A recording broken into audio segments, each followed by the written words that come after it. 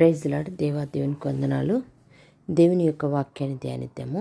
మరి యోహాను రాసిన పత్రిక 15:5 చూసినట్లయితే, ఎవడు నా యందు నిలిచి ఉండునో, నేను ఎవని యందు నిలిచి ఉందునో వాడు బహుగా ఫలించును. నాకు వేరుగా ఉండి మీరేమీ చేయలేరు. కాబట్టి నిజమే, ఎవరేమైతే దేవుని యందు నిలిచి ఉంటామో మనము బహుగా ఫలిస్తాము. అంతేకాకుండా మరి ఆయనకు వేరుగా ఉండి లోకంలో మనం ఏం చేయలేము. ఒకవేళ మనం ఫలించినట్లయితే మరి లోకంలో ఉన్న శ్రమలన్నీ మనకు మరి ఉంటూనే ఉంటాయి. కాబట్టి మనం ఎప్పుడైతే ఫలిస్తామో అప్పుడే ఆయన యందు నిలిచినప్పుడు ఫలించేవారిగా ఉంటాము, ఆయన మహిమపరిచేవారిగా ఉంటాము.